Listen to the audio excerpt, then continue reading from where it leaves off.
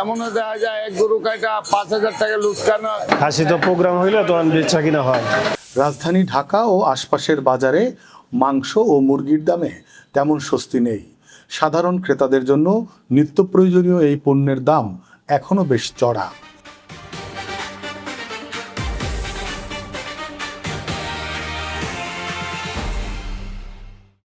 বর্তমান বাজার দর অনুযায়ী গরুর মাংস বিক্রি হচ্ছে প্রতি কেজি 800 থেকে 900 টাকায়। বিক্রেতারা বলছেন গত কয়েক সপ্তাহ ধরে এই দাম প্রায় স্থিতিশীল থাকলেও ক্রেতাদের জন্য এটি এখনো অনেকটা নাগালের বাইরে। গরুর দাম কমতো ওই জায়গায়, যদি গৌ খাদ্যর দাম যদি কম থাকতো তাহলে গরুর গোস্তের দাম কম হইতো। না না না না না, দামটা বাড়ায় নেই, যেহেতু আমরা যেভাবে কিনে আনি দেখেন 820 টাকা কিনেই পড়ে যাইতেছে গাবতলিতে, তারপরে আমরা সীমিত রাখছি 800 টাকা করেই বেচতেছি। এমনও দেখা যায় এক গরু কাটা 5,000 টাকা লুৎকান হয়, এমনও দেখা যায় এক গরু কাটা সমান হয়, আবার এমনও দেখা যায় এক গরু কাটা 2,000 টাকা লাভ হয়। অন্যদিকে খাসির মাংসের দাম আরও বেশি, প্রতি কেজি প্রায় 1200 টাকায় বিক্রি হচ্ছে, যা মধ্যবিত্ত পরিবারের জন্য বিলাসিতার মতো হয়ে দাঁড়িয়েছে। না, এই চাপ মাংসের উপরে পড়ে নেই।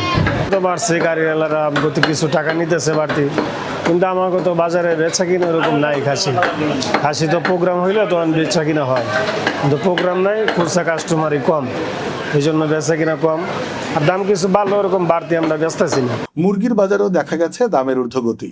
ব্রয়লার মুরগি বিক্রি হচ্ছে 190 থেকে 220 টাকায়, যা গত সপ্তাহের তুলনায় কিছুটা বেশি। সোনালী মুরগির দাম রয়েছে 430 থেকে 450 টাকার মধ্যে, আর দেশি মুরগি কিনতে হলে গুনতে হচ্ছে 550 টাকারও বেশি। বিক্রেতারা বলছেন খামারের উৎপাদন খরচ বৃদ্ধি, খাবারের দাম বৃদ্ধি এবং সরবরাহে কিছুটা ঘাটতি থাকার কারণে মুরগির দাম বেড়েছে। রমজানের ঈদ থেকে মুরগির দামটা কমে নেই, খামার এখন মানুষ করতে চায় না কারণে। এদিকে ক্রেতারা বলছেন নিত্য প্রয়োজনীয় পণ্যের এমন উচ্চ মূল্যে সংসার চালানো কঠিন হয়ে পড়েছে। বিশেষ করে নিম্ন ও মধ্যবিত্ত পরিবারগুলো সবচেয়ে বেশি চাপে রয়েছে। সব মিলিয়ে বাজারে মাংস ও মুরগির দামে এখনও স্বস্তি নেই। সামনে পরিস্থিতি কেমন থাকে সেটাই এখন দেখার বিষয়। Desk report, next Bangladesh 24.com।